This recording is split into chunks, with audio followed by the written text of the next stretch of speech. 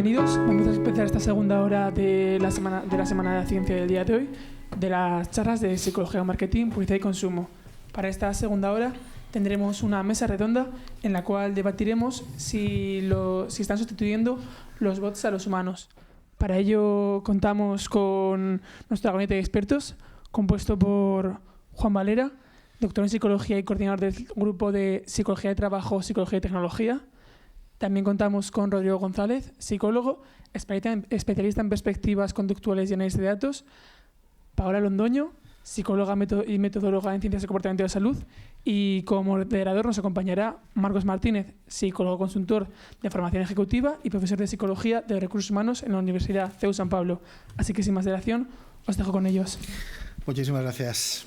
Buenas tardes a todos y a todas, un verdadero placer. Bueno, pues el inaugurar esta mesa redonda, vaya reto que tenemos mesa esta tarde, un reto interesantísimo, un tema que yo creo que está muy en boga, ¿no? Nos están sustituyendo los bots, ¿no? En los estudios de mercado, en todo, ¿no? Bueno, lo primero de todo, pues quiero agradecer al Colegio Oficial de Psicólogos, bueno, pues el que nos hayan invitado, especialmente al grupo de Psicología, Marketing y Publicidad, y a una persona además en especial que tengo mucho cariño, fue mi primer jefe, Juanjo López Marañón, hace ya unos cuantos años, no nos acordamos ya de cuántos, y no, bueno, pues será eso, ¿no?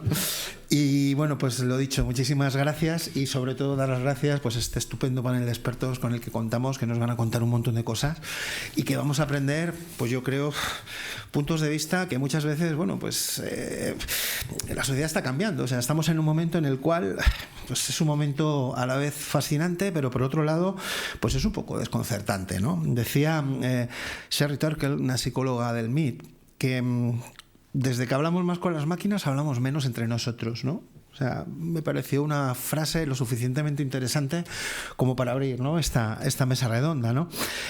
Lo dijo pues, hace casi una década, ¿no? La inteligencia artificial comenzó, bueno, pues de alguna manera o de otra, pues para ayudarnos a analizar datos, ¿no? Y hoy nos encontramos bots que son capaces, al menos, ¿no?, de imitar, conocer el comportamiento humano, ¿no? O sea, ¿realmente eso es viable? ¿No es viable? Hoy por hoy hablamos de algoritmos que detectan emociones. Hablamos de un terreno de juego que precisamente es variado, es complejo, es multidimensional y yo creo que nada mejor pues que hablar con expertos que nos puedan alumbrar un poco y dar un poco de luz, ¿no?, en este campo. Tenemos un montón de preguntas, lo vamos a plantear de una manera, digamos, muy abierta, donde, bueno, pues lanzamos una pregunta y luego pues vais interviniendo en el momento que queráis cada uno. Y me gustaría comenzar, si os parece, por una pregunta, yo creo muy interesante, que tiene que ver con el punto de vista humano, ¿no?, frente a los procesos de automatización. Paola, me gustaría preguntarte acerca del papel, ¿no?, que sigue jugando la intuición y la comprensión emocional humana en los estudios de mercado que los bots aún no pueden replicar. Pues no sé, ¿qué piensas al respecto? Pues al respecto del papel que juega la comprensión de la experiencia humana en mayor profundidad, o sea, creo que es muy importante porque al final nos da esa visión fina, ese matiz, ¿no? Al final, cuando estamos hablando, por ejemplo, de los usuarios sintéticos, se basan en distribuciones. O sea, todos hemos conocido a esta persona que puede ser una persona promedio y puedes hacer algo que nadie habría esperado, por lo alto o por lo bajo. No sé qué pensáis vosotros, que realmente este matiz, esto de salirse de la norma, no lo encierran tan bien.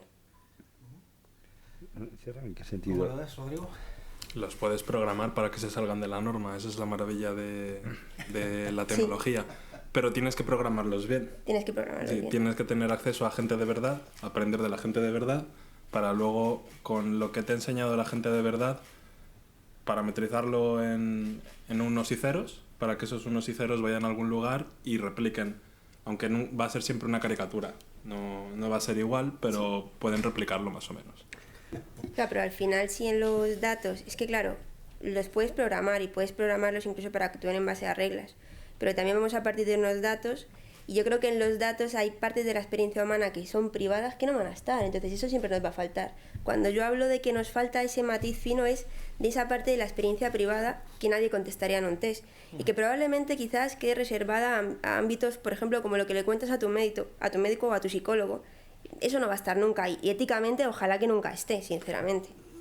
Entonces, yo creo que aparte de que nos toca este matiz fino, también nos toca una responsabilidad ética de plantearnos qué estamos haciendo y a dónde vamos a llegar. Y creo que ahí es donde nosotros como psicólogos, formándonos un poquito más en tecnología quizás, tenemos una ventana a un mundo al que no debemos cerrarnos, sino que debemos estar abiertos.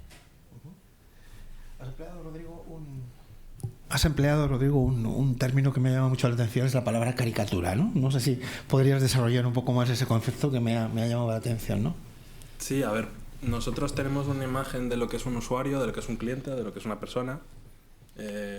Igual que una persona antes, cuando tenías un negocio y un bar, por poner algo muy... Todos hemos ido a un bar, imagino. Si no, pues hay uno aquí cerca, podéis asistir. Test de campo es lo más importante. Cuando tienes un negocio o tienes un proyecto, tú lo que tienes es una idea de lo que son tus clientes. Y no vas a saber exactamente cuáles son las ideas o las necesidades de tu cliente, porque no tenemos la telepatía. Ese es el siguiente invento a desarrollar. Pero el que sí tenemos ahora es el análisis de datos. Tú cuando tienes unos pocos datos puedes decir, bueno, pues a mis clientes más o menos les gusta el vino a esta hora, el café a esta hora y tal. Y tú eso lo puedes más o menos tener una idea. Pero siempre va a ser una caricatura, no es un reflejo fiel de la realidad, no es una foto. Y una foto también, en cierta medida, es una caricatura pero mejorada. Pero tú, a medida que te vas acercando a la persona, va dejando de ser una caricatura y empieza a ser más un ser. Y ese es el problema que tenemos ahora. No, las IAs o los LLMs, que es lo que usamos ahora, no son seres conscientes, no es una inteligencia artificial general, sino que son caricaturas de la realidad. Y en cuanto los sacas de su banco de juegos, se comportan de una forma muy extraña, porque no son reales. Así que ahí va lo de la caricatura. Nos dejas ahí, vamos. Una buena representación, pero no existe. Nos dejas una frase maravillosa que es de la caricatura al ser, ¿eh? Yo creo que eso, vamos, próximo libro. Queda muy bien, librerías, la verdad. Esto no está preparado, sí, lo prometo. además que sí, ¿eh? Juan, he visto que te apetecía aportar un granito de arena. Hombre, porque vamos a ver, a veces la caricatura es más real que el ser, en muchos casos. Luego, es muy normal que independientemente de que eso no se logre, el usuario no está preparado para jugar. O sea, normalmente no está dispuesto a decir, voy a engañar a la IA, ¿no? De hecho, llega un momento en que se encariña tanto que igual que es condescendiente la IA con uno es condescendiente con ella y no quieres fastidiarla mucho, salvo, siempre hay rebeldes. Pero es que tú has hecho una palabra que me parece fundamental, que es ahora. Y en la IA la hora es cada 10 minutos. Entonces yo estoy viendo, en función de todo lo que he visto, cómo ha evolucionado un montón de cosas. Me acuerdo cuando decíamos la fotografía digital jamás llegará a captar, y bueno, etcétera. Llegará un momento en que la IA va a generar tal cantidad de personajes excéntricos o fuera de la norma, y va a poner a lo mejor un algoritmo que mezcla un toque de azar para que aparezca, se convierta, para que nos sorprenda. De hecho, ahora mismo los algoritmos que generan imágenes, muchas veces para la gente, a un diseñador a lo mejor no le sorprende tanto, ¿no?, lo que puede hacer, o puede ver el patrón, pero la mayoría de la gente se sorprende como si fuera el más creativo del mundo, ¿vale? Entonces, teniendo en cuenta que la media humana está donde está ahora, sí puede ser que todavía descubramos qué es esa caricatura. Empezó siendo una caricatura, también eran los primeros unos avatares de 4 o 5 píxeles, y ahora son unos avatares, pues eso. Viendo eso, yo creo que la caricatura y el ser se van a fusionar algún día. Muy interesante. El tema va a ser el diálogo entre esas. Claro, el tema está digamos, en este debate, claro, qué lugar ocupa, ¿no?, la empatía, ¿no?, y la sensibilidad, dónde quedan. O sea, porque realmente, si al final estamos delegando en algoritmos, ¿no?, cada vez que son más inteligentes, que estamos alimentando, al final, no sé, no sienten. Entonces, ¿qué lugar ocuparía desde vuestro punto de vista la empatía, ¿no?, la sensibilidad, ¿no?, dónde queda ese aspecto humano, ¿no? No sé, Paola. Pues en dar más sentido, o sea, es decir, al final, pues, o sea, por ejemplo, Rodrigo, tú que estás trabajando, comentaste hace poco, ¿no?, trabajabas con estos usuarios sintéticos en Krug. A la hora de hacerlos eres tú el que has dicho antes, si lo sacas un poco de su contexto empiezan a hacer cosas raras. Entonces es tu ojo humano el que dice esto es plausible o no es plausible y tu expertise en el campo. Entonces yo creo que juega ese papel de dirección final. Pero es lo mismo cuando usas ChatGPT incluso para un código, que tú puedes tener unas nociones prácticas de Python, tú sabes si ese código es óptimo o no es óptimo y si va a dar problemas en 3 meses cuando tú no estés o no. Tú terminas de dar un sentido. Creo que ese es nuestro trabajo hoy en día. No sé cómo lo veis. ¿Cómo lo ves? Adelante. No, yo lo veo igual. A mí me parece que no es viable concebir a día de hoy un bot que te parezca agradable en el sentido en el que un humano piensa que otra persona es agradable, si no hay otro humano detrás alimentándolo, dándole, programándolo o dándole inputs para que parezca un humano. Y tú tampoco dices, necesito que sea un humano 100%. Yo lo que necesito es sentir que me está tratando un humano. Que esa es la parte, ¿no? La percepción. Y yo creo que la pregunta que lanza Paola es ¿cómo podemos hacer que esa percepción funcione? Y esa percepción no puede funcionar si simplemente dejas una cosa funcionar y que aprenda sola, porque todavía no hemos llegado allí. Pero sí necesitas tener un grupo de gente, ojalá expertos, que estén al día con lo que percibe la gente, que además estén muy bien alimentados de datos de cómo funciona la gente, porque tú puedes saber mucho, pero tienes que actualizarte, porque el ser humano es algo bastante dinámico, somos bastante impredecibles, diría palabras bastante más soeces, pero no es el día. Y uno de los puntos en los que estamos en el Colegio de Psicólogos, donde los psicólogos podemos aportar bastante a esta disrupción tecnológica que está habiendo, y yo creo que hay un segmento de valor muy interesante, y creo que todos estaremos de acuerdo, y si no me gustaría discutirlo, es que nosotros somos el mejor input que podemos dar para hacer humana una tecnología que a día de hoy no termina de funcionar porque es bastante caricatura. Está bien. Fíjate que recientemente además aparecían las noticias que cada vez gente más joven consulta más problemas, digamos, personales, ¿no? Psicológicos, ¿no? A ChatGPT, ¿no? Y dialogan, y efectivamente, pues como va replicando, pues bueno, pues hay muchos que sacan muchas conclusiones, ¿no? Bueno, digamos, con los riesgos, ¿no? que puede tener, sobre todo especialmente, ¿no? Cuando se tratan determinados temas, ¿no? ¿Qué hacemos con esta empatía y esta sensibilidad, Juan? ¿Dónde queda? ¿Qué te parece? Yo creo primero que lo que acaba de decir Rodrigo es importante, o sea, que el factor de los psicólogos para ayudar a ser conscientes de esa sensibilidad y esa empatía, pero no solamente con la tecnología, es decir, es que la empatía no la tenemos a todas horas y no necesitamos, y es más, podemos ser bastante apáticos, ¿no? Con gente que está a nuestro lado. O sea, basta entrar en el metro y que alguien nos pida y estás luchando contra esa empatía, ¿vale? Y al mismo tiempo puedes tener empatía, como le pasaba al Robinson Crusoe con el coco cuando ya tienes una necesidad de afecto que no tienes nada, pues cualquier cosa te vale. Entonces, eso es lo que pasa con esa inteligencia artificial. Cuando uno está realmente, digamos, con ganas de tener a alguien, y ese alguien más cercano con quien puede tener confianza es una inteligencia artificial, porque si habla con su madre se lo va a reprimir, si habla con sus amigos se van a reír de él, etcétera, etcétera, pues hay la inteligencia. Lo que suelo decir es que la inteligencia artificial, y eso lo avanzo un poco lo de la pregunta siguiente, nos va a superar en la medida en que nuestra humanidad sea peor que la de la inteligencia artificial. Y para entrenar a esa humanidad, yo creo que en eso los psicólogos tenemos por lo menos más historia y más ciencia con potencial de aplicarla. Otra cosa es que nosotros asumamos esa responsabilidad y que confíen en nosotros.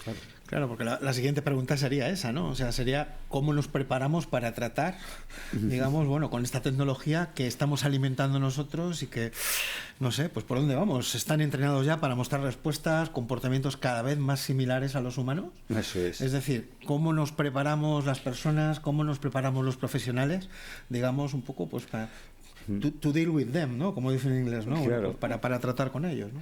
Sí, mira, una de las cosas que más me hizo gracia cuando yo empecé a trabajar con informáticas, con pantallas, ¿no? Que era muy joven y muy antigua. Era una pantalla verde y salía una C y tenías que tener leyendo papel, bueno, igual que, bueno, con un cassette, bueno, la prehistoria de la informática.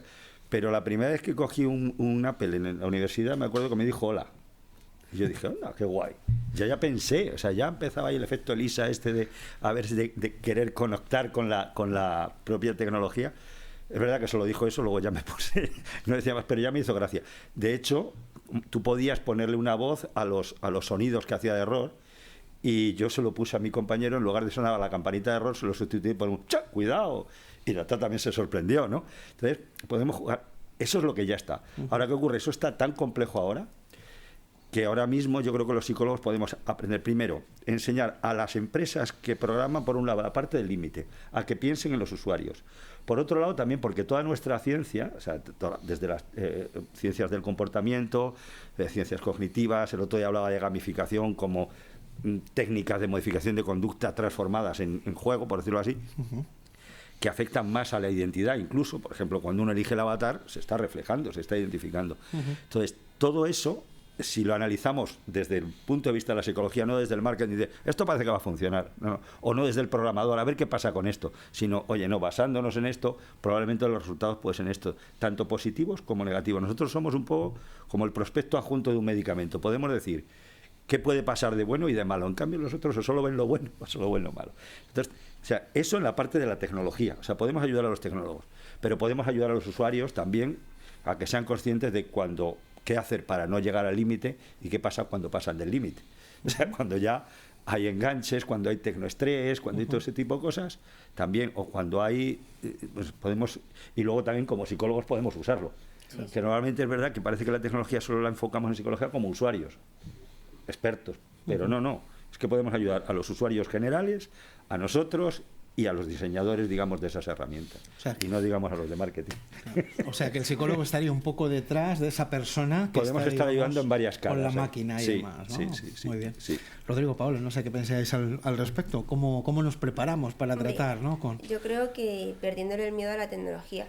O sea, creo que debemos entender también, no digo que seamos matemáticos o ingenieros para entender la computación y la estadística que hay por dentro, pero sí que debemos tenerlo en cuenta, porque, claro, si por ejemplo, ChatGPT, ¿no? Si cada vez nos devuelve respuestas más parecidas a las que nos daría un amigo, por ejemplo, tenemos que entender y tener siempre dentro que eso es un conjunto de datos, algoritmos, computación, no es una persona. Entonces, creo que debemos entender esos principios básicos. Y luego no olvidar que, o sea, es útil. De hecho, vi que creo que es en la UDIMA, que están ya en el grado de psicología utilizando suelos sintéticos para que hagan prácticas desde primeros años de psicología. O sea, los programan para que tengan cierto tipo de patología y eso me pareció pues potentísimo. Entonces, no negarnos a ello, pero informarnos.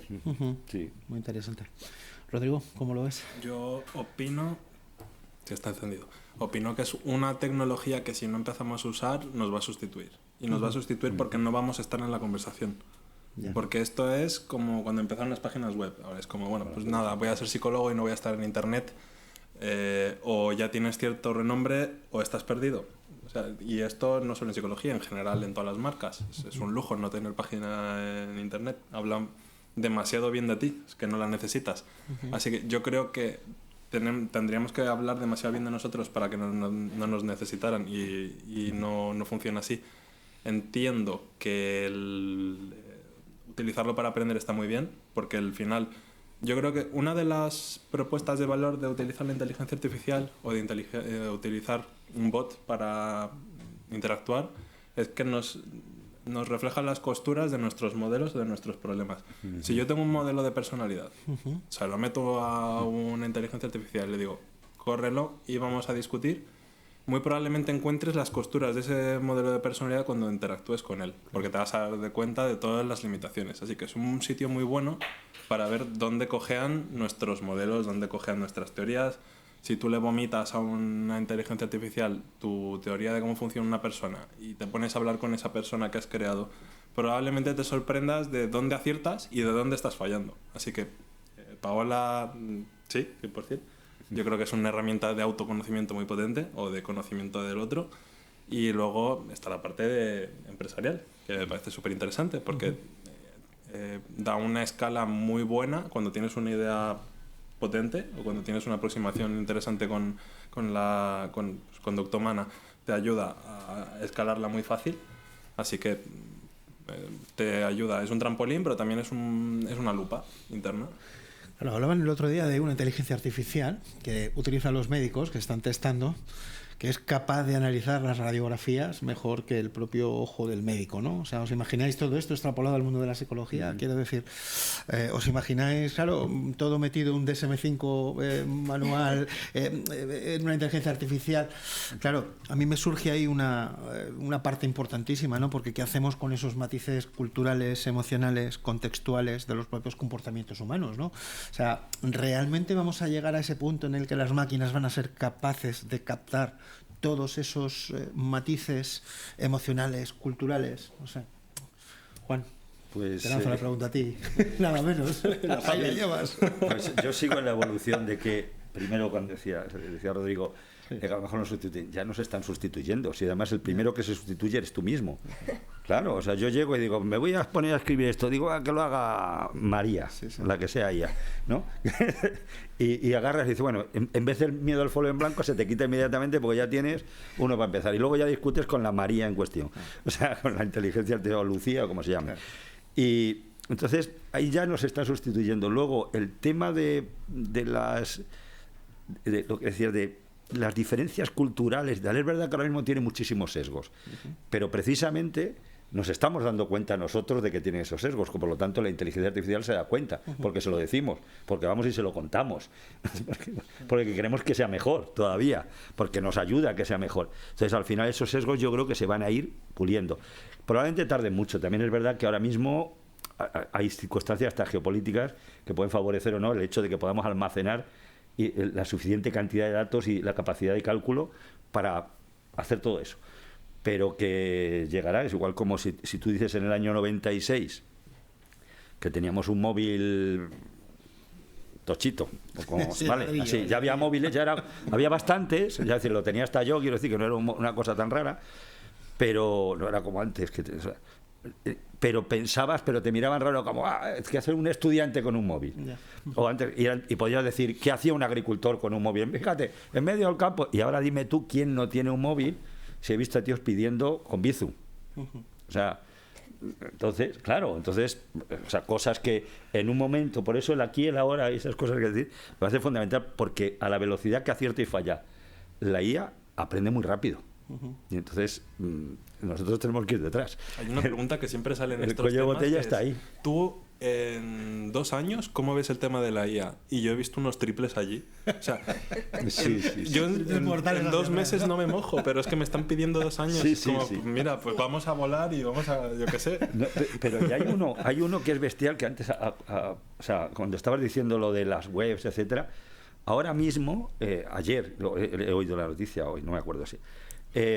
La IA bebe de las webs, come de las webs. Las webs se alimentan de que los usuarios van a visitarlas. ¿Qué ocurre? Que a veces están visitando menos las webs ahora porque la gente encuentra directamente la respuesta en la IA. Entonces, ¿quién va a alimentar a una web si esas webs directamente no te dan? O sea, yo pongo una web, me curro un blog o lo que sea, y veo que nadie va a ver mi blog porque está viendo directamente la respuesta de cualquier buscador alimentado por IA o lo que sea. Entonces ahí es donde empieza a haber un cuello de botella. O sea, eso es un problemilla que yo veo, por ejemplo, porque llegará un momento que dicen, pues no hacemos más con la IA, o sí, claro, o los productores se les paga. Este tema que estamos teniendo con los datos, ¿no? Que incluso cuando empezó el tema de ChatGPT, que la gente decía, es que ya no estamos generando respuestas de código, no sé qué, pero al final con los datos sintéticos también es un poco una manera de arreglarlo, ¿no? Al final cogemos, los variamos un poco de manera que sean estadísticamente plausibles, se mantengan las relaciones, suavizamos por grupos en función de las características. Yo creo que el tema de que la IA se va a alimentar cada vez más también de datos sintéticos es una cuestión que está aquí, ¿no? Sí, y de las propias respuestas, obviamente. Entonces esa limitación, de la interacción. Justo yo ayer lo pensaba, que decía, joder, junto con los datos sintéticos, cuando a mí me hacen esa pregunta mis amigos muchas veces, Paola, ¿y nos vamos a quedar sin trabajo? Yo lo miro y les digo, no lo sé. Fíjate, yo hay una cosa que dices, en el ecosistema digital podemos ser sustituidos por todo, pues aparte en producción, industria, economía, etc. Yo digo, probablemente, pero al único que no vas a poder eliminar es al usuario, porque si no, ¿qué sentido tiene? ¿A quién le vendes? Claro, pues ahí claro, el tema está a ver cómo damos de comer al usuario, para que esté. En tanto que estas tecnologías van avanzando, claro, es un poco lo que comentabais antes, ¿no? ¿En qué lugar vamos a quedar nosotros? No sé si habéis visto las últimas investigaciones con técnicas de neuroimagen. Sí. Claro, haciendo la misma tarea con ChatGPT y sin ChatGPT. O sea, cuando Quedamos es como bobos. utilizando, claro, o sea, cuando utilizamos ChatGPT es una parte ínfima Claro. de todo lo que es el córtex, ¿no? del cerebro, ¿no? Sí, sí. Que se activa frente a cuando estamos haciendo, pues de la manera tradicional, una tarea.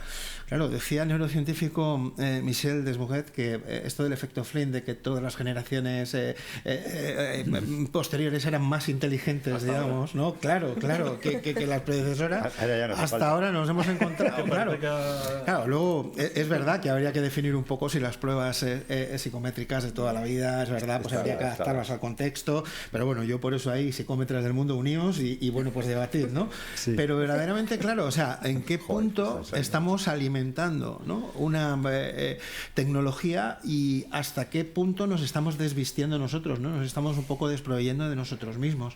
No sé qué pensáis, Rodrigo. Yo creo que, a ver, voy a romper una lanza a favor de, además siguiendo lo que decía Paula. Ujú.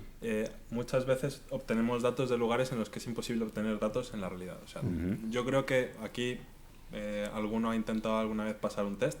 No es la cosa más agradable del mundo, pero hay test y hay test. Si te dicen, oye, vete a la Cañada Real a pasar test de personalidad de la gente, a ver cuántos pasas. Te vamos a pagar por cada test que pases. Muy bien, pues no voy a ganar dinero. Así que ese es un punto en el que está muy bien, ¿no? Podemos obtener datos utilizando, pues, oye, creo que la gente es así. Creo usuarios sintéticos y que me cuenten qué es lo que está pasando. Pero luego tenemos el otro lado, ¿no? De información que no sirve para nada. Claro. Así que el equilibrio tiene que ver con el personal que hay detrás decidiendo y pidiendo, porque al final es una herramienta y no le podemos pedir a un martillo que haga todo, ¿no? Si tienes un martillo todo te parece un clavo. Así que ese es el reto, que nosotros ahora, como está en el momento más interesante, todos queremos pedirle todo, nos puede dar todo lo que le pidamos, pero luego cuando veamos que la información no sirve o que los datos que estemos usando son basura, pues empezar a la gente a criticar de que nos han engañado, de que la IA no sirve, de que los bots son basura. Así que el problema es el equilibrio. Yo creo que son las expectativas. Luego entonces, fíjate, a mí me surge un poco pues esta diatriba, ¿no? O sea, verdaderamente vamos hacia una transformación del rol investigador, del profesional, o vamos hacia una sustitución directa. No sé, Juan. Pues, os voy a pedir que os mojéis, ¿eh? Sí. Fíjate, en el tema de investigación, yo No es fácil, me consta que no es fácil. Aquí yo me apoyaré también más en vuestra experiencia también. Pero ya solo viendo herramientas como GenIA, que son para hacer papers, herramientas como, ahora mismo no me acuerdo cómo se llama, otra que, bueno, te busca toda la bibliografía que tienes, o sea que va. Se puede, con una y con otra y con otra, puedes hacer una tesis de hoy para mañana pagando. ¿Vale? Básicamente. Luego habría que pulirla y ver qué sentido, obviamente, porque es las primeras que hacemos así. Pero me imagino entre unos años, digo, joder, si ya ahora hacemos eso, dentro de unos años es que aprieto el botón, digo, te las narices. Búscate datos por ahí, pregunta a los usuarios que encuentres, habla con tu youtuber favorito, lo que quieras. Pero por favor dime cuántos tienen el dedo derecho más largo que el izquierdo, lo que sea, ¿vale? Cualquier dato. Y hazme una tesis de después de lluvia o antes de lluvia. Por ejemplo, yo que sé, cualquier cosa que más se te ocurra. Y a lo mejor llega un día en que te lo hacen. O sea, y yo veo que la tendencia es que está siendo hacia ese camino. Pero yo creo que queda después, lo importante es, ¿y qué hacemos con eso? Yo creo que vamos a volver a una parte original del investigador también, que es el debate. Es decir, vale, y con esto, o sea, ya la tesis está, pero ahora con las conclusiones, ¿qué más pensamos? ¿Qué más movemos? Yo creo que vamos a ser el motor precisamente de todo eso. A mí todo eso me recuerda pero un poco tenemos que tener un nivel. Claro. Me recuerda un poco, fíjate lo que estás diciendo, Hegel, ¿no? De tesis, antítesis, síntesis, ¿no? Sí. O sea, efectivamente, o sea, ahora estamos en ese punto álgido, ¿no? De todo eso, hay un romance, ¿no? De las promesas de la inteligencia artificial, tal. Claro, también están por otro lado ahora, bueno, pues la antítesis, los detractores, ¿no? Claro. Vale, ¿qué va a surgir de esto? Porque en algunos lugares, no sé si habéis escuchado que ya se lleva lo que se llama el artesano, ¿no? O sea, es decir, ¿hacia dónde va ese futuro del trabajo? No sé, Rodrigo, ¿cómo lo ves? A ver, mi sensación, yo estoy bastante implicado a nivel laboral con crear usuarios sintéticos. Pero, pese a que mi objetivo es ese, la mayor parte de mi trabajo tiene que ver con hablar con gente real. porque si no estoy inventándome Claro. personajes, ¿no? Caricaturizando. Así que los mejores inputs y los mejores hallazgos que he tenido ha sido ir directamente con los trabajadores de mi empresa a realizar cosas, acompañarles y que ellos descubran hablando en voz alta lo que piensan. Y ahí es donde he dicho, esto lo tengo que meter en un bot. Pero no al revés. O sea, tú metes en ciencia, tú metes porquería, sale porquería. Metes cosas, o cocinando, metes ingredientes buenos y sale una comida buena si la has tratado bien. Pero si partes de ingredientes malos, puedes poner a cualquiera que no hay de comida podrida, no te van a sacar nada bueno. Así que esa es mi sensación. Que paradójicamente, algo que sea automático, que tenga que ver con pues procesar datos con unos y ceros, al final la manera de conseguir esos datos es la de toda la vida, claro. que esto es anterior a la ciencia, que es ir con las personas y preguntarles, acompañarles, escribir lo que se te ocurre, que eso es lo más antiguo que hay, es el hilo negro de la ciencia. Claro. Yo no sé cómo lo veis. O sea, la figura del artesano, ¿no? Dices que tiene que estar ahí detrás. O tienes un artesano, o todo esto que estamos contando muy bonito de automatizar, es imposible. Claro. O sea, que el artesano es una figura esencial de toda esta revolución tecnológica. Qué interesante. Paola, ¿cómo lo ves? Mójate, ¿vamos hacia una sustitución directa o hacia un rol, una transformación de rol? No lo sé. Es que yo no creo que por lo menos en el corto plazo vaya a haber una sustitución, sino que es complementario, ¿no? Al final también creo que los usuarios sintéticos pueden ayudar a incluso que tú filtres mejor un montón de ideas, quizás ideas que antes no probarías, ahora sí las pruebas, claro. Y luego ya decides. Entonces, quién sabe qué nos deparará incluso en el tema de, pues claro, de poner un producto que vamos a transformar ahora que vamos a poder filtrar más ideas. A lo mejor ideas que antes habrían sido alocadas y habríamos dicho no. A lo mejor ahora decimos, oye, tiene algo de sentido. En ese sentido hay una cosa que vuelvo a reivindicar el rol del psicólogo, porque es verdad que esos datos de personas, quien mejor los percibe es quien ha estudiado psicología en principio como parte global. Si encima además has acompañado eso con la parte de psicología que va unida a método, análisis de datos, etcétera, que es bastante potente, pasa que otras veces no la usamos, pero la tenemos ahí. Yo no veo ninguna profesión ahora mismo, ninguna carrera que esté preparado para eso. Relacionado con tecnología, es decir, los programadores se sorprenden a veces cuando le dicen, oye, esto puede pasar esto, y es que se sorprende, ¿por qué? Pues porque se lo acaba de hacer. De hecho usan los testers, son humanos para eso, ¿no? O eran. Hay alguna parte que ya se hace automática, algunas que son automatizadas, pero quiero decir que necesitas esos porque sabes que al final son los que te van a dar esa realidad. Y yo creo que para eso tiene que haber más psicólogos formados precisamente en cómo funcionan los algoritmos, en cómo funciona, para precisamente eso, que las investigaciones hagamos un poco, ayudemos en esa limpia de dato bueno, dato malo, seamos un poco distinguir, porque también habrá una IA, igual que habrá una IA investigadora, habrá una contrainvestigadora, para que irá a fastidiar. O sea, eso te lo puedo asegurar. El Yang y el Jin van a existir también en IA. En este sentido... Ahí el debate va a ser muy guay. En este sentido, no solo el tema de formarnos en análisis de datos, sino que creo, fijaros una cosa, la IA luego en temas de diseños, de investigación, a mí me resulta que no es tan buena. ¿Cómo lo veis vosotros? Porque en los diseños de investigación... Será poco creativa, yo creo. Sí, entonces o sea, creo que a veces hay que jugar con lo que se tiene y ahí es muy bueno el humano. Entonces creo que como psicólogos la parte de diseños, de metodología, a la hora, por ejemplo, estamos hablando también de estudios de mercado, meter ahí esa parte de diseño es muy potente. Y supongo que te ayudará también además a crear nuevos, o sea, a partir de lo que la IA, que te puede dar algo básico, es decir, solamente corrigiéndola se te ocurren cosas más interesantes incluso de las que tenías. Un reto. O sea, que si los psicólogos estamos detrás, Skynet no tomará el mundo, ¿no? No, porque cuando hay psicólogo la cosa funciona. A ver, el trabajo del psicólogo es extrapolar datos. He tenido una hora de consulta, ojalá una hora, porque a veces llegan tarde, y en esa hora tengo que entender a la persona, haberle preguntado, luego primero que me cuente su día, la parte más de, bueno, si ha llovido, tal, que esto luego en terapia sirve un montón. Y al final, pues tú con esos datos tienes que extrapolar todo lo que le ocurre en la semana, en su vida, en su infancia, en el futuro, las esperanzas que tiene, y luego a partir de allí pues empezar a hacer una ruta de acción. Eso la IA es tremendamente inútil. Claro. O sea, yo me río a veces, hago un poco la broma, con el debido respeto, es como tú no puedes llegar y decirle a un becario que te haga el trabajo de decidir cosas importantes, porque es una persona pues, que viene ahí a aprender, ¿no? Que está para aprender como las IAs.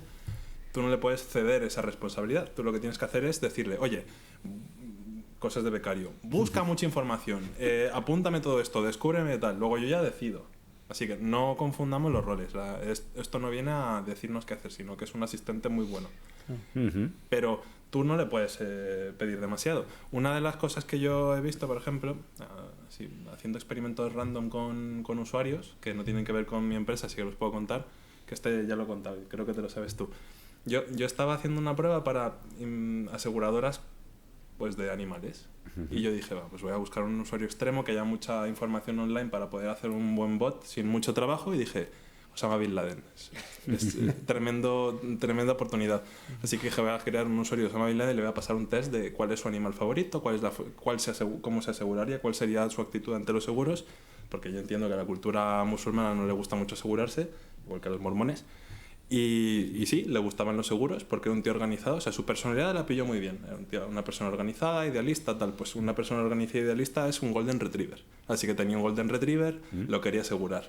Y dije, esto está fallando porque nos falta ese cariz humano, ¿no? Tenemos concepto de lo que es una cultura, de lo que son los tabús, de lo que son estas cosas que no tienen inteligencia artificial. Y una receta gorda, algo a brocha gorda, pues te puede funcionar con gente normal. Pero tú te metes con casos específicos, que casi todos somos un caso específico de algo, y se pierde, explota. Estaba pensando en conceptos, fíjate, ¿no? De toda la vida, ¿no? Por ejemplo, el psicoanálisis tradicional, rapport, transferencia, contratransferencia. Claro, jolín, cómo mezclamos todo esto y cómo realmente lo ubicamos ahí dentro, ¿no? Unas tripas pues de unos y ceros. O sea, efectivamente, totalmente de acuerdo. Es algo que es verdaderamente complejo, ¿no? Claro, esto me hace pensar un poco en qué nuevas competencias psicológicas, analíticas y tecnológicas, Juan, pues tenemos que desarrollar para colaborar con esta inteligencia artificial, porque como bien decís, o sea, todavía, desde luego, es decir, no hay una sustitución, o por el momento, desde luego, bueno, pues no hay, digamos, vale, lugar para pensar que... Pero claro, estamos en ese camino intermedio, ¿no? ¿Qué nuevas competencias psicológicas, analíticas, tecnológicas? Ahí se me ocurren muchísimas. En el mundo, pues, en la empresa, que es donde yo estoy normalmente, no tanto en la terapia, pero en el mundo de la empresa, una de las cosas, por ejemplo, que me parece fundamental, las competencias tradicionales humanas. ¿Sí? Como decía antes, si no queremos que nos supere la IA, pues vamos a tener que aprenderla. Atención al cliente, por ejemplo. Atención al cliente antes era muy necesario, importante, ahora va a ser obligatorio, porque la persona más humilde va a poder tener un asistente, aunque sea un becario, más bien un capataz, algunos, van a tener un poco más nivel. Ya le van a ir subiendo a mando intermedio. Sí. Y esa persona va a atender vía web ese bot mejor que yo, a lo mejor atendiendo el teléfono, que le digo, hombre, ¿qué pasa? Oye, soy muy familiar, pero digo, mira, casi prefiero que me atienda el robot.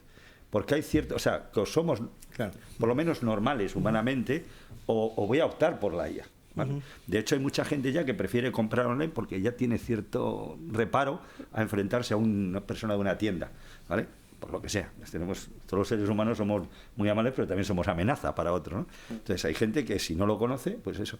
Luego, competencias asociadas al liderazgo, por ejemplo, y ya no solo por la IA, o de equipo. A la hora de trabajar a distancia, normalmente cuando yo me junto con él, le veo de aquí para arriba y vamos directamente a hablar del contenido. Oye, nos tenemos una reunión para tal, pero no sé ni quién es él.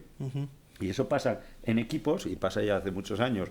Una compañera de aquí lo mencionaba en IBM, Cristina, que es del grupo, también de Psicología y Tecnología, cómo equipos virtuales tuvieron que parar y decir, oye, aquí está habiendo algo que hace que no estemos cohesionados. Estaban trabajando en proyectos, pero no estaban contando que la persona de Sudáfrica le estaba llamando a unas horas que su hijo acaba de ir al colegio o lo que sea, y es que no sabían si tenían niños. O sea, esa parte que decía Václavic de que toda comunicación tiene que tener un nivel de contenido y un nivel de relación, la relación se había mandado al garete. Entonces tenemos que trabajar las competencias relacionales, de quiénes somos antes de saber qué nos vamos a decir. Y luego eso, pues imagínate si además tenemos dos compañeros y uno que nos habla y no está entrenado para esa parte relacional, sino simplemente va a decir, oye, son las 7, levanta. O sea, imagínate una IA de jefe con solo la parte orientada a tarea. Me vuelvo autónomo. Claro, claro. Tú imagínate, que es un hombre, depende si es majo, claro, pero orientado a tarea de Pues me imagino, pues como cuando eras pequeño, has hecho la cama.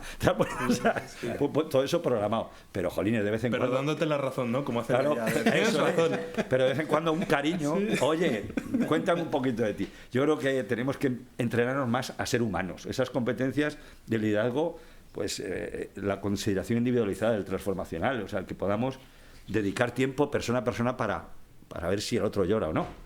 ¿Vale? Y todas esas competencias yo creo que son fundamentales, las humanas. Luego ya las tecnológicas se las dejamos a ellas. El World Forum 2023, precisamente entre las competencias que están arriba de la lista, ya sabéis, que está resiliencia, que está empatía, que está escucha activa. O sea, curiosa, y paradójicamente, en un mundo tan sumamente digitalizado, las competencias que más aparecen como útiles, sobre todo en entornos laborales, son aquellas que tienen que ver pues, un poco en la línea de lo que tú comentas, ¿no? Paola, no sé qué piensas al respecto. ¿Qué competencias sugieres que trabajemos las personas para entendernos mejor con las máquinas? Es que creo que van en línea de lo que ya habéis dicho. O sea, de hecho, yo estoy teniendo la experiencia ahora pues haciendo entrevistas. Fijaros que normalmente cuando buscan una lista de datos, pues pensar que quieren un matemático o un ingeniero. ¿Os podéis creer que todo el rato me hacen referencia a qué hago, mis hobbies? De hecho, la última pregunta que me hicieron fue: ¿te gusta mucho jugar a la Play? Que yo me quedé impresionada. Y claro, lo que querían ver ahí es hasta qué punto disfruto de estar sola o disfruto de estar con los demás.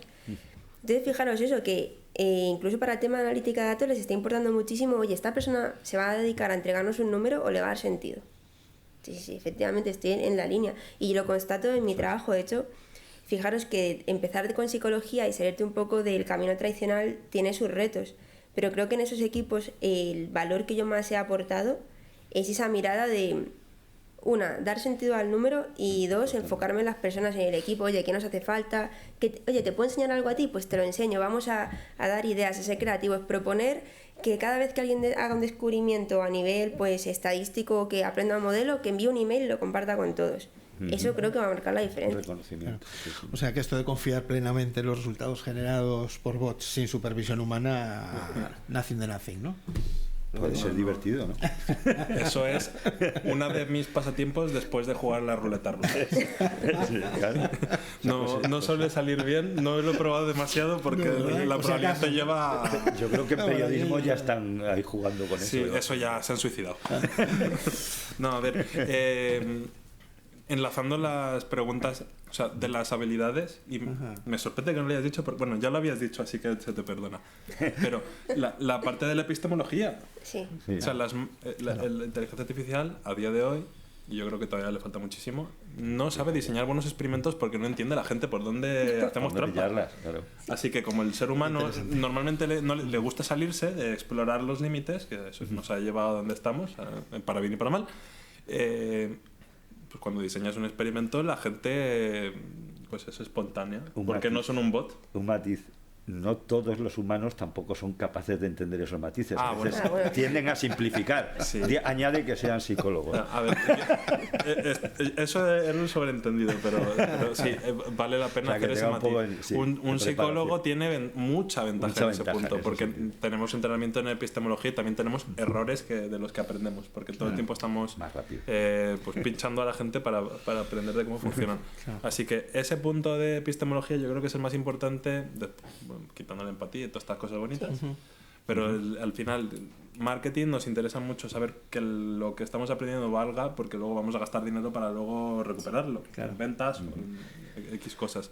Así que hacer un buen experimento, hacer un buen planteo, pues que eso, hasta luego. Si no, es que todo lo que estamos hablando no vale para nada. Claro.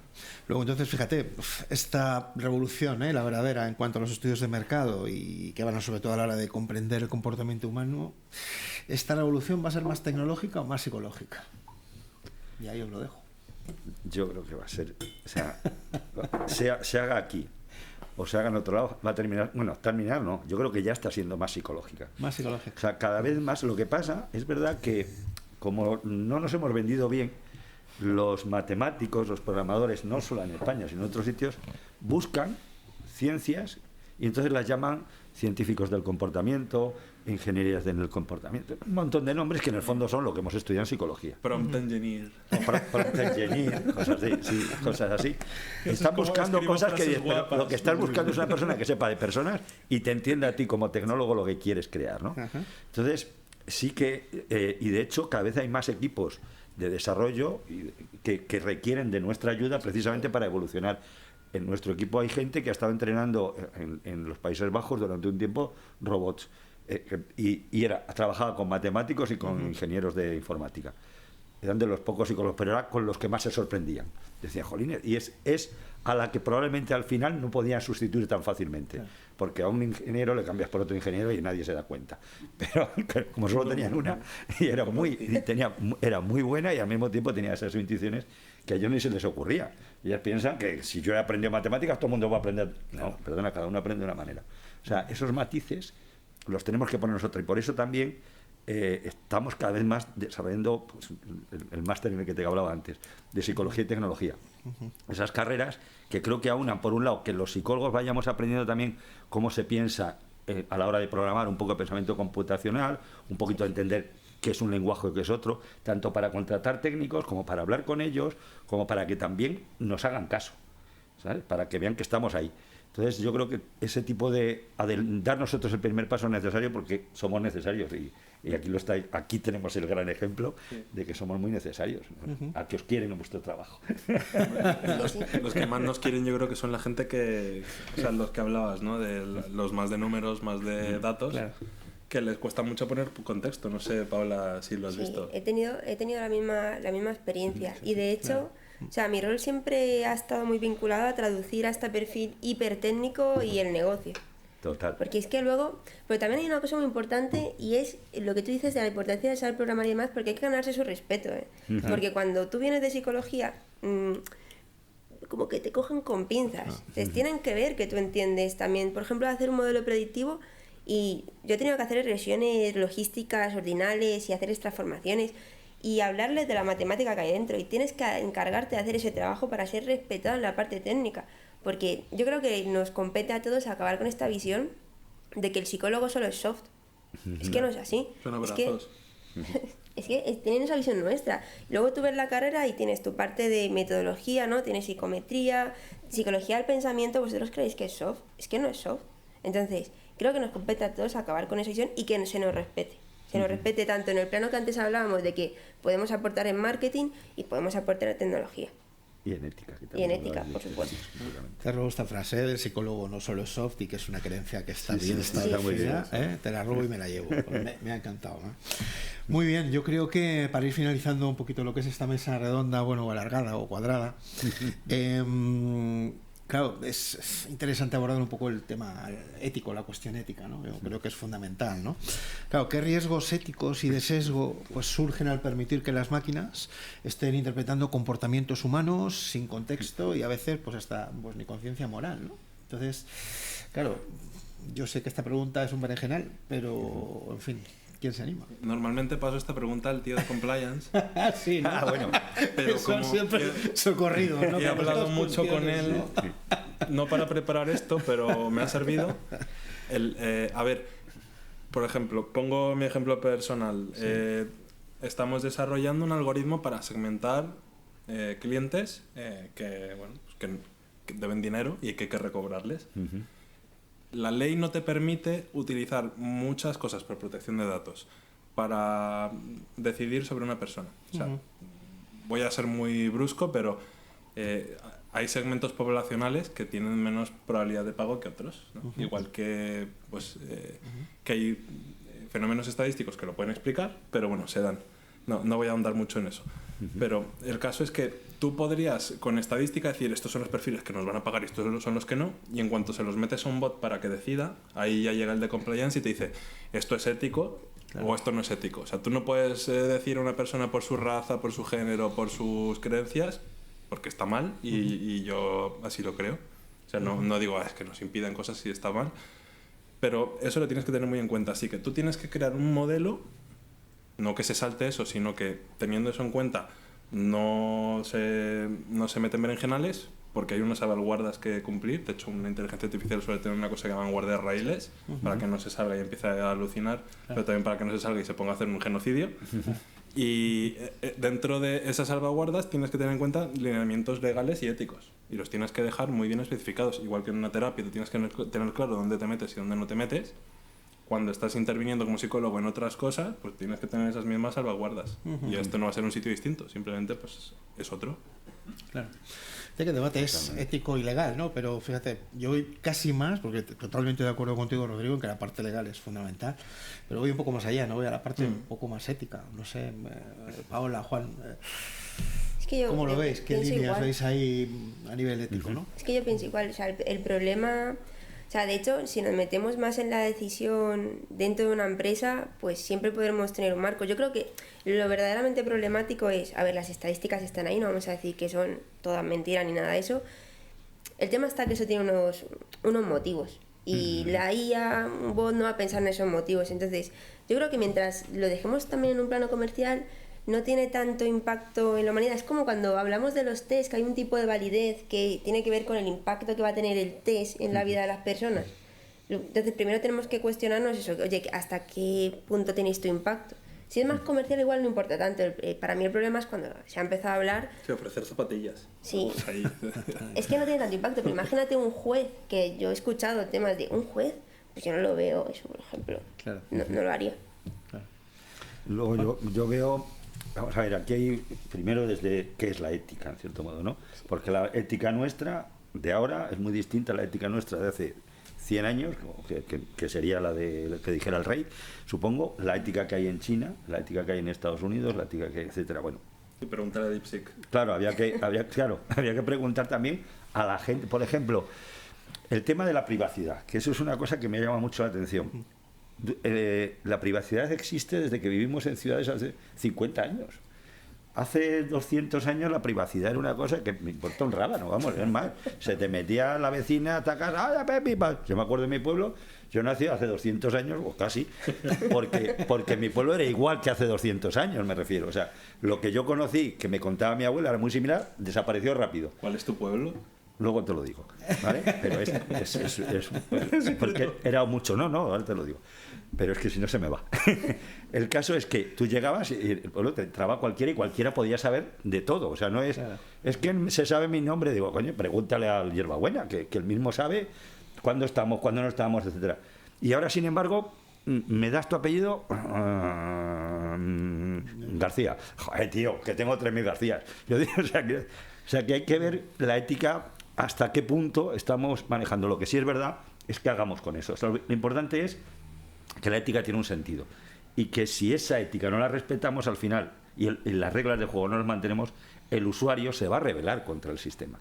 O sea, claro, va a decir, oye, ¿hasta dónde tenemos que...? Pues hasta que el usuario no se sienta amenazado. Yo he visto en empresas haciendo software para temas de recursos humanos cómo pensaba, oye, ¿por qué no lo gamificamos para que el usuario pique, entre comillas, y vaya cayendo? Digo, ¿pero qué gana con eso?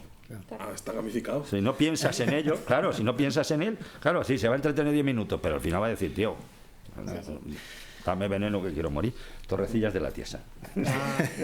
Sí, pueblo de verdad. Es un pueblo de verdad, con nombre y apellido. Este debate además Extremeño. de la privacidad es curioso. El otro día hablábamos en Sí. clase precisamente de que esto es una cosa tampoco nueva. Estábamos hablando de la novela Orwell de 1984, ¿no? El Gran Hermano te vigila, ¿no? O sea, y estamos hablando un montón de décadas antes donde verdaderamente pues estaba describiendo un poco lo que está sucediendo ahora, ¿no? Vale.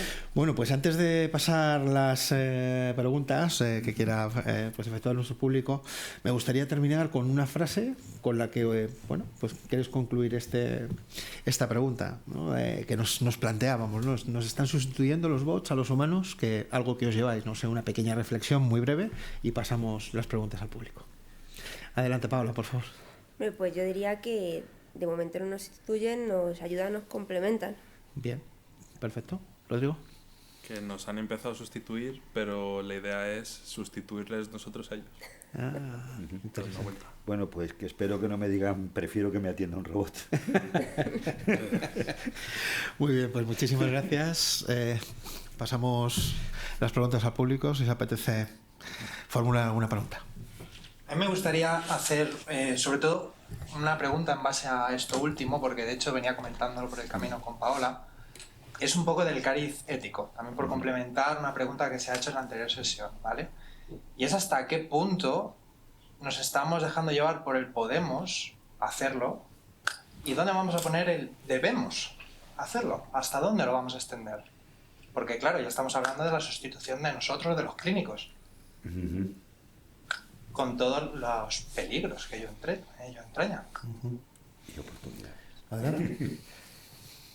¿Quieres de qué querés? Hombre, es que justo acabas de decir oportunidades y es que, a ver, Pedro y yo tenemos debates muy intensos con esto por el tema de que yo veo muchas oportunidades. Por ejemplo, yo veo, imaginaros que lográramos democratizar el acceso a la terapia. La terapia es un producto, abaratándola con usuarios sintéticos súper increíbles.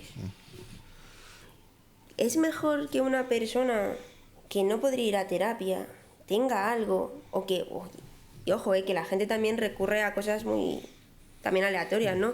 Que si un youtuber que no tiene formación ni nada, que si un libro de autoayuda escrito por quién sabe qué. Oye, imaginaros que los psicólogos hiciéramos unos super bots para atender bien hechos de verdad, que los pusiéramos a prueba. ¿Qué tendría de malo? Democratizar. También obligaría al psicólogo clínico, yo creo, que a diferenciarse y ser cada vez mejor en su puesto.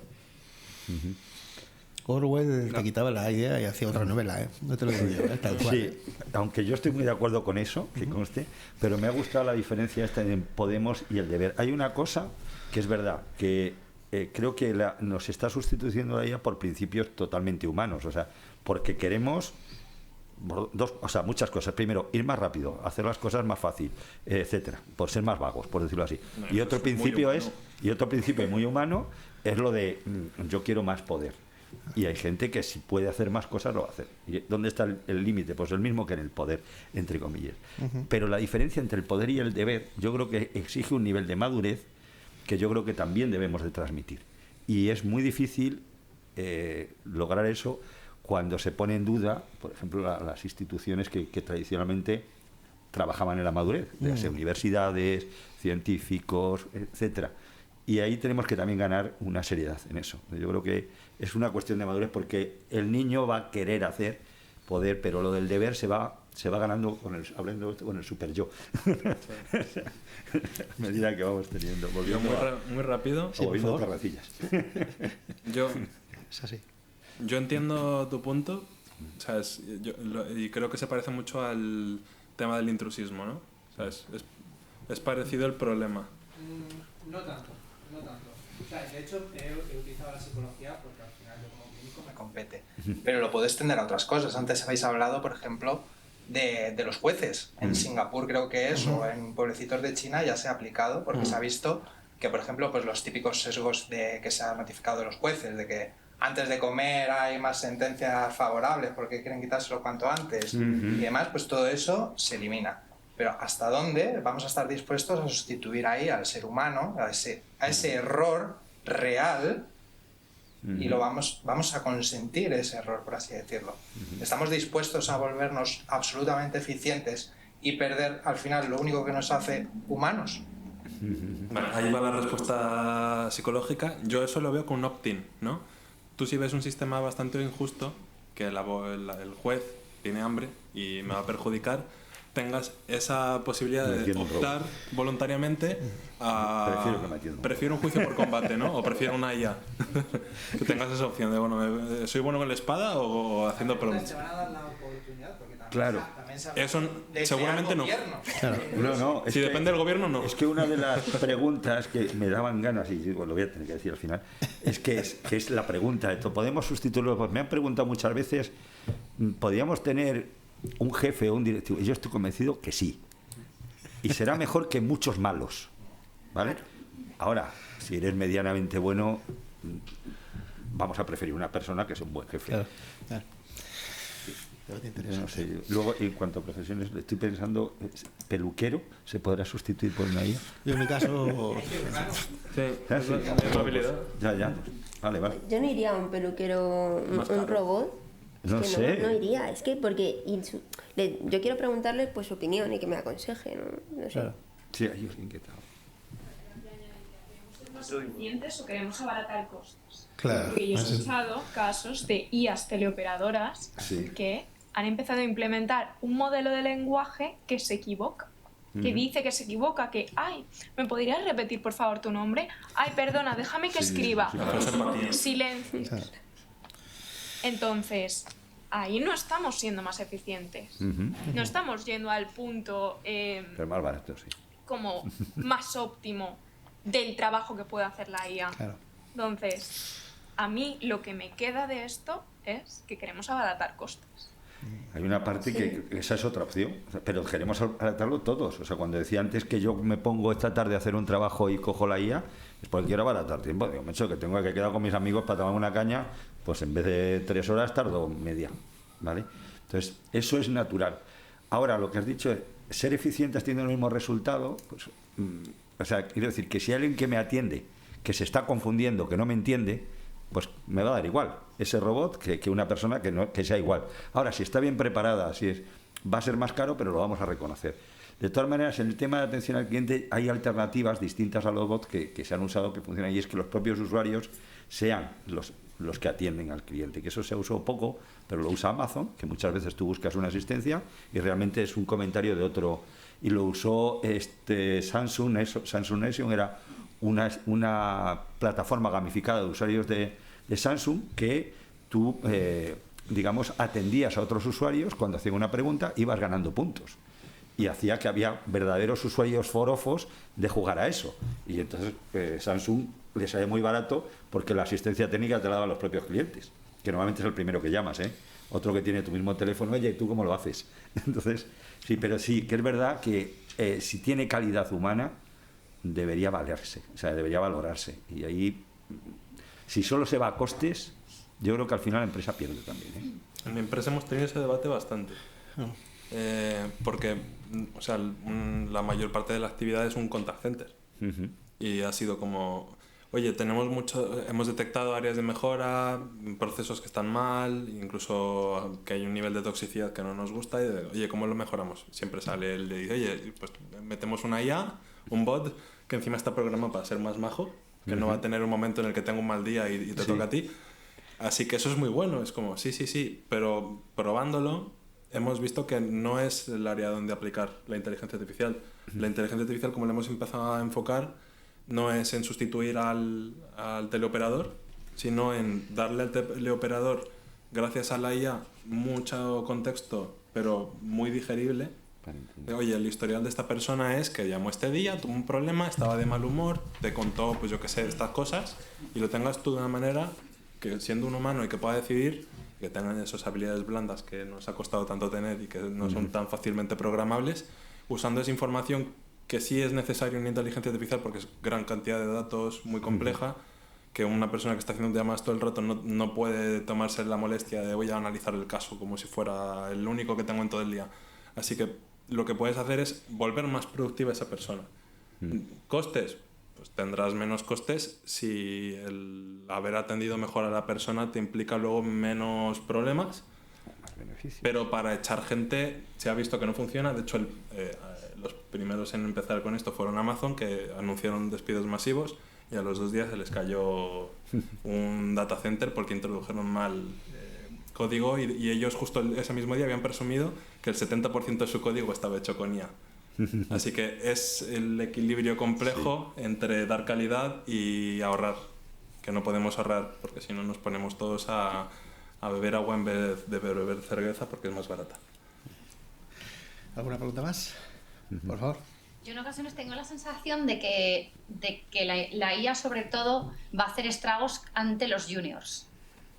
Porque no sé si compartís conmigo o no la filosofía, porque en realidad si habéis tenido becarios o gente nueva, que por lo general tampoco es tan fácil incorporarse al mercado laboral, porque tienes que tener cierta experiencia, pero si acabas de salir de estudiar todavía no tienes cierta experiencia, ¿no?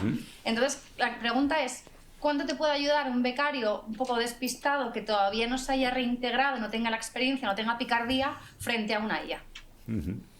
Totalmente. O sea, de hecho, yo estuve reflexionando sobre esto porque, bueno, hablando con un profesor del máster, hablamos de cómo ahora, con el tema de la IA, cómo van a salir estas promociones. Y es que yo creo que nos obliga a ser más competentes. A mí me gusta mucho obligarme a mí misma a pensar fuera de la caja de la IA. Claro. Entonces, creo que o nos entrenamos en ese sentido, no podemos volvernos sedentarios cognitivos. O sea, decir, el coche, a ver, ¿quién hoy en día diría vamos a eliminar los coches y los trenes porque tenemos un problema de sedentarismo físico en la sociedad? No lo haríamos, por las cosas buenas que nos traen. Pues con la inteligencia artificial lo mismo, pero obliguémonos a entrenar la cabeza, igual que ahora voy a pilates, yo juego al fútbol, por ejemplo, que me gusta. Pues encontremos cosas que nos gusten y nos ayuden a mantenernos cognitivamente fuertes. ¿Para qué? Pues para que cuando haga una entrevista a un becario sea tan bueno, impacte tanto, se le vea tan seguro y sepa lo que dicen, que diga, hombre, pues encima barato a nivel salarial, adelante.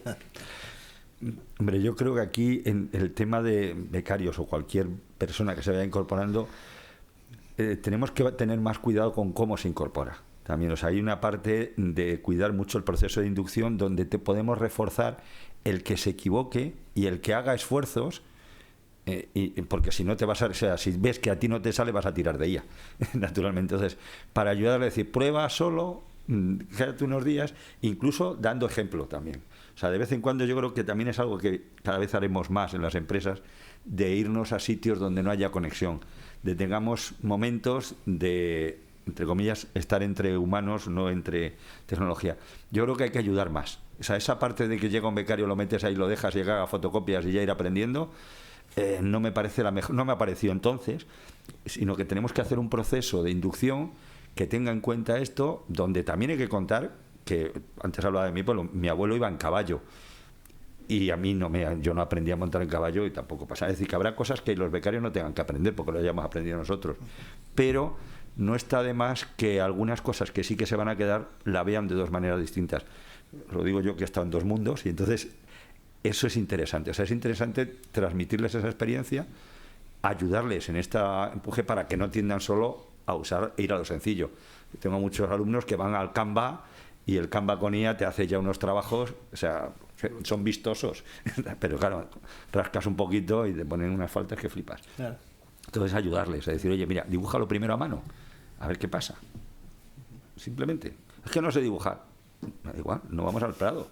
O sea, vamos a jugar un rato. O sea, yo creo que hay que jugar un poco para que luego vea si le gusta más una cosa u otra. A lo mejor quiere ser jinete en tiempos de coches. Por cierto, en Holanda van más en bici que en coche. Parece que no han inventado los coches. ¿No? En Holanda, en Suiza, que en Suiza hay montañas y también van muy en bici. Yo, un poco en la línea de los becarios, también acabo de ser becario hace poco, ya estoy en mi primer contrato laboral. Y claro, se habla de esto, ¿funciona o no? La realidad es que las empresas lo están intentando meter incluso con calzador. ¿Qué consejo me daríais a mí y a mi generación para prepararnos para este tsunami? ¿Qué habilidades podemos adquirir? ¿Qué competencias podemos adquirir para intentar sobrevivir, ya que se va a implementar, funciona o no? A la inteligencia artificial, sí, en todas partes. ¿En qué área? Estoy en selección.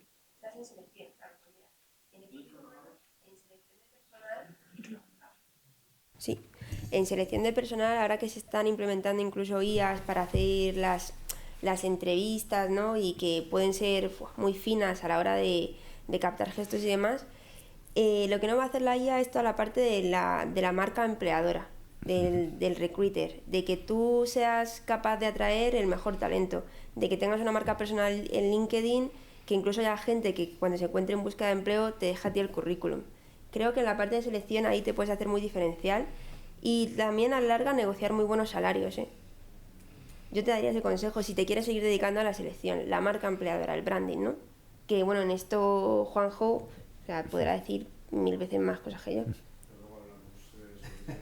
Tema, ¿no? Pero básicamente estoy de acuerdo con lo que has dicho. O sea, una cosa son en selección una cosa son las tecnologías, en selección o cualquier otra cosa, lo han dicho ellos. Una cosa son las tecnologías que tú vayas a utilizar, pero necesitas además también la capa humana de aprendizaje, de experiencia distinto, y lo que más valora la IA lo que más se quiere quedar de nosotros, supongo que estáis de acuerdo, es nuestra experiencia. Es lo que no puede conseguir, es lo que quiere a toda costa. Nuestra experiencia acumulada es lo que está buscando ahora, ¿no? Entonces, unir tecnología con experiencia humana, ruédate, ve muchas entrevistas, habla con mucha gente y ya verás cómo enseguida eso con la IA va a complementar. También va a depender del campo en que selecciones y el número de candidatos. Es decir, si estás en el mundo de la tecnología, por ejemplo, vas a tener que aprender tecnología para saber que estás entrevistando. Eso también. Si estás en un sitio donde el flujo de selección no es muy grande, pues la parte humana es fundamental. En cualquier caso, es verdad que esa parte humana, o sea, yo en selección considero que es la primera parte. Antes, o sea, para mí ya forma parte del proceso de entrada. Entonces, esa parte humana es el momento. La verdad es que si tú no estás bien y no superas incluso a la inteligencia artificial, etcétera, puede que la inteligencia artificial haya traído al candidato y que tú lo eches. ¿Sabes? O sea, eso no puede ser. Transmitir la cultura de la empresa. También el quiénes somos, el que pongan persona a esa marca también, ¿no? Yo creo que eso es importante. O sea, aunque suene paradójico, es decir, habilidad de soft. Es decir, hazte un artesano de habilidades soft. Esta es la clave, yo creo, fundamental en todo esto para verdaderamente sobrevivir en un mundo sumamente digitalizado. Está muy bien con lo que preguntar ahora, ¿sí? Bueno, que es una mezcla de cosas, pero que parece que ahora lo más importante son estas soft skills, cuando mi experiencia, por lo menos, haciendo la carrera del máster, ha sido continuamente conocimientos, técnicas concretas, y se ha tocado cero la parte más humana, la parte más experiencial de conectar con otro ser humano y contigo mismo, ¿no? ¿Cuándo hicieron el plan de estudios? ¿En qué década? Desde el colegio, o sea, sí. Sí, te quitaron teatro, te quitaron música, te quitaron dibujo, te quitaron danza, te quitaron redacción en lugar de literatura o lengua, que son las que realmente te enseñan a luego usar todo lo demás. Me parece como que hay que hacer casi una revaloración social o sea, de todo el sistema educativo, y porque el conocimiento va a ser consultar las cartas. Yo creo que va a pasar algo, ¿eh? O sea, que aquí lo que quería preguntar es qué papel hay a nivel estatal o de ONGs para reenfocar, porque hemos estado hablando del usuario y de las empresas, pero siento que si no hay una red de apoyo o una revaloración de qué significa tener una educación, va a haber mucha gente que se quede atrás. Entonces, ¿qué podemos hacer nosotros como psicólogos y como ciudadanos para reconducir las cosas para que vaya bien para todo el mundo? No solo las empresas y los usuarios. Este es un problema porque el umbral de acceder a formación, información y educación yo creo que es el menor de toda la historia. O sea, es más fácil que nunca aprender y tener a tu disposición información, lo cual no ha traído consigo que estemos cada vez más educados y más formados, etcétera. Porque te crees que sabes más. Por esa parte, porque tenemos accesible todo y no necesitamos saberlo. Así que yo creo que paradójicamente el hacerlo más accesible lo ha dificultado, que eso es algo complicado. Y yo no veo a las instituciones muy preparadas para afrontarlo por sus incentivos, que solo los psicólogos tenemos algo en lo que opinar, pero luego por la otra parte, que no sé si sean las que tengan la mayor facilidad para hacerlo. Yo creo que, como tú dices, nos toca a nosotros, no psicólogos, sino en general sociedad, preocuparnos por esto, y enlazando la parte de becarios y un poco el tema general que estamos tratando luego en las preguntas, yo lo que noto es que nos tenemos que preocupar nosotros mismos de aprender, de adaptarnos a esto, que para bien y para mal, aprovechando esta facilidad de información y que tenemos todo disponible. Eso sí, ¿verdad? Y transmitirlo a nuestros conocidos. Muy bien. La IA todavía tiene muchos errores o hace muy mal el tema de los experimentos. ¿Podéis comentar algo que la IA esté haciendo bien, si es que lo está haciendo, y en el que los psicólogos deberíamos preocuparnos y decir, uy, esto... Sí, a ver, me adelanto, perdón. Vale. Hace algo muy bien, que es hacer justo lo que le decimos.